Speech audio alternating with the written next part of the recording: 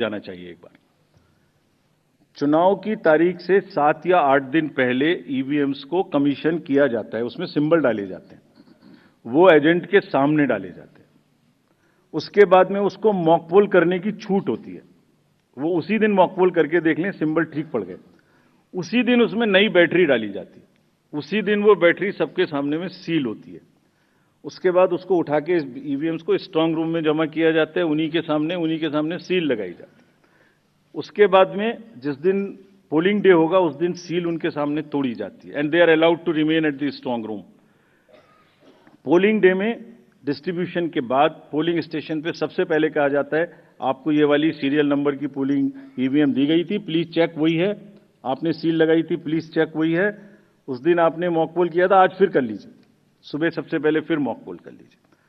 Polling agent is inside the polling station. शाम को वो दिन भर रिकॉर्ड रखते हैं कौन आया कौन गया।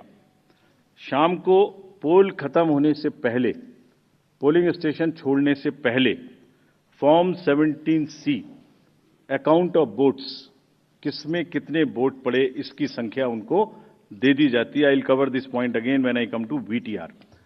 ईवीएम्स को वापस स्टोर रूम में लाया गया, फिर उनके सामने ताला लगाया गया, फिर काउंटिंग के दिन आए, फिर कहा भाई काउंटिंग में फिर देख लो वही मशीन है, फिर सील चेक कर लो।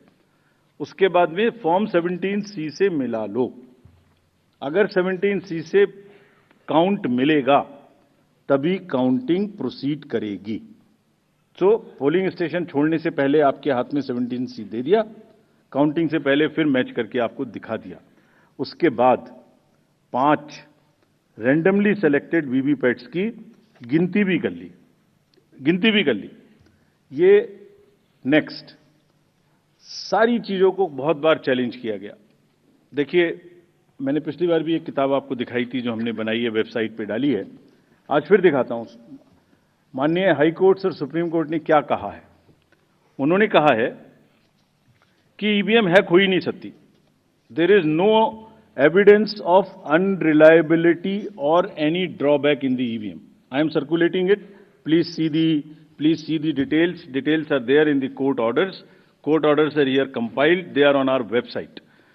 There is no question of introducing virus or bug in the EVM. There is no question of invalid votes in the EVM. No rigging is possible. High Court and Supreme Court is saying continuously in different judgments which are here. No alteration in results is possible by activating a Trojan horse or a virus. Evidence inspires confidence of the court that they are tamper-proof. What else can be said? EVMs are foolproof devices for counting.